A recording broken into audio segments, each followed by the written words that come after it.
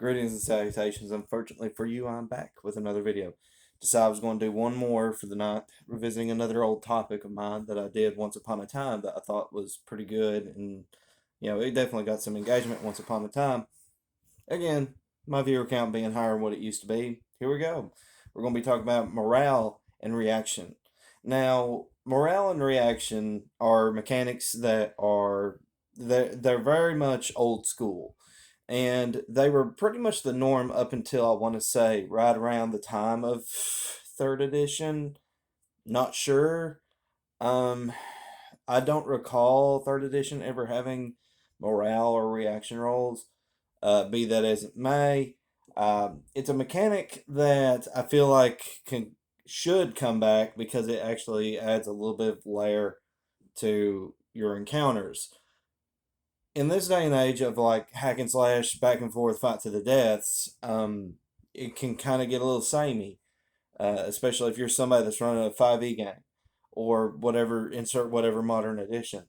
So again, this is something that while it has its basis in old school play, it can be brought up to the modern audience and to the modern systems, and in my opinion should. So with the roll of 2d6, you can decide how a monster is going to react in an encounter, right? So let's just say they're out in the middle of nowhere, and I'm going to use the example I did in the original video, and that is a giant tarantula. Okay, so two, that tarantula is gonna attack. It's hostile. It's hungry. This is how we provide the rationale. Right. So I brought this up once in the past, and a little bit of a personal life experience. Right.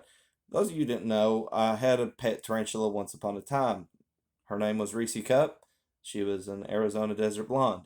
And the thing about tarantulas is they're opportunistic eaters. So when they eat, they will eat. But they will sometimes avoid food when they're getting ready to molt. So let's just say, for what example, we'll just rewind a little bit for the scenario. Let's just say that we rolled again, and this particular one was more favorable for the players. Why? Well, the thing about tarantulas, and really any kind of arthropod or arachnid or whatever, is that they don't like to eat when they're getting ready to molt, and they don't like to eat freshly out of a molt. They're very vulnerable. So there you go. It adds a little bit of logical consistency to your world.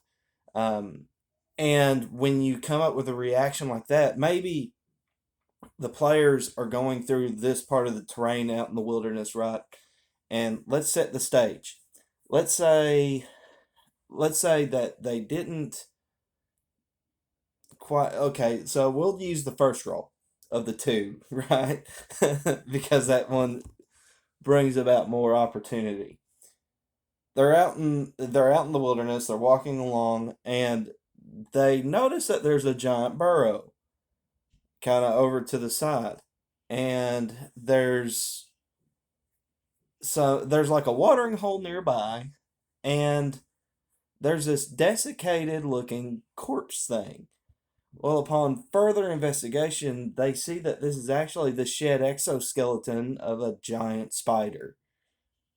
And now we set the stage for when the creepy crawly starts to come out of his burrow.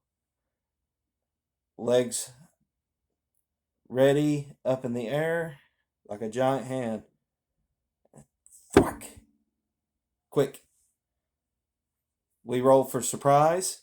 I would say in that particular instance, that the spider would surprise on a roll of 1 to 4. Um, Although for elves, we would keep their normal bonus that they have. So, but anyways,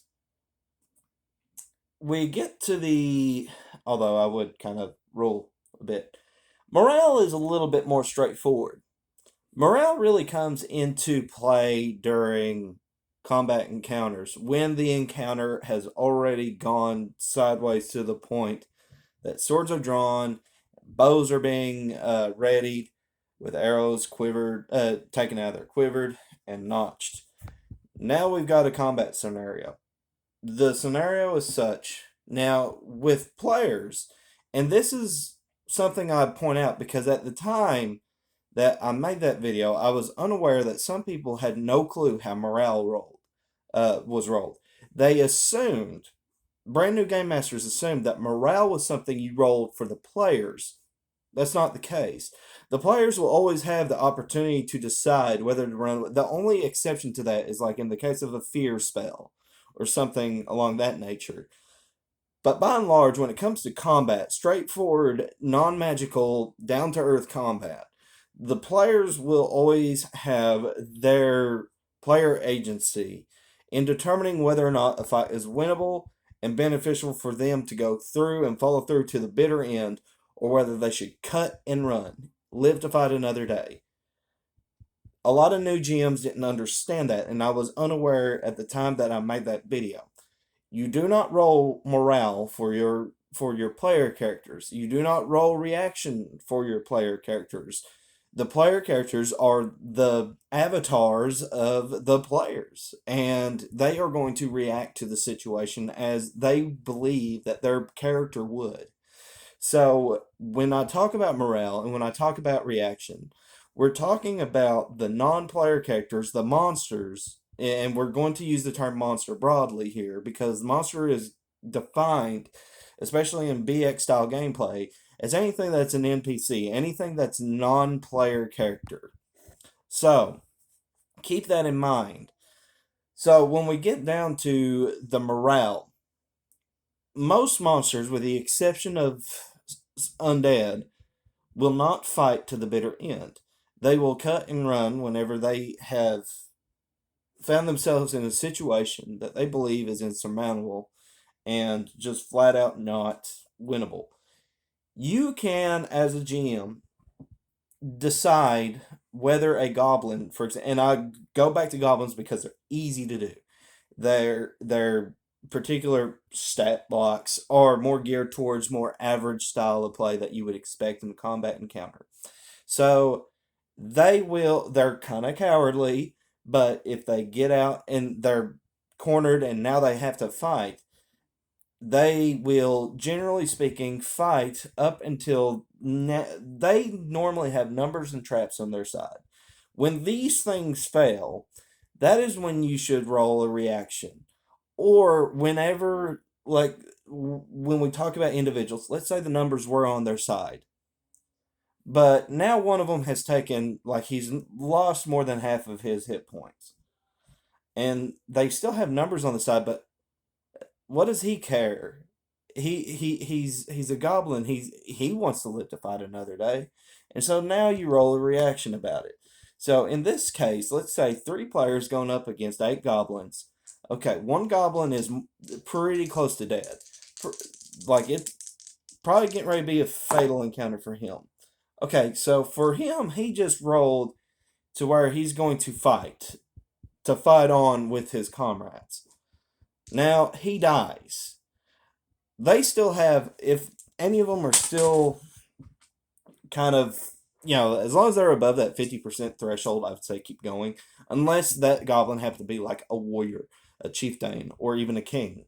At that point, then I would roll reaction, because if one of their superiors has died, then I would say, let's say this was the chieftain. Okay, yeah, they have decided to cut and run. That was probably the most flat out roll I've ever seen. They would have turned tail and ran had it not been a superior. But anyways, that's to prove your point. You want to keep your monsters believable. They also want to live to fight another day. Again, the only exception is undead, who are more like unthinking, unfeeling. They're not they're not sentient really at all. They have no self-awareness. They're more like undead slaves to some kind of magical architect that built this thing, whether it happens to be a force or a person, whether we're talking about a necromancer or just broadly speaking, black magic brought about from like an item or curse, something like that. But be that as it may, 10 minutes have gone by. I'm trying to keep these videos short and digestible for you guys. And I feel like I've said all I could say. I've talked about reaction more than I did morale, but again, I think morale is more straightforward. So again, to reiterate at the end of this video, if you're a newbie GM, please do not roll reaction or morale for your player characters. Keep that limited to only the monsters. Like I said, I was unaware that that was even that was even an issue. Some people, I guess, just didn't really quite read up on the rules like that, but be that as it may. And if you're somebody that does not roll these things, I would highly suggest you do so. Yeah, you could logically conclude a goblin would leave the combat once he's lost half of his HP, but you never know. Maybe he's a more stubborn, maybe he has a higher sense of honor than the rest of his goblin comrades. So, but as always, take care, God bless, and I'll see you on the other side.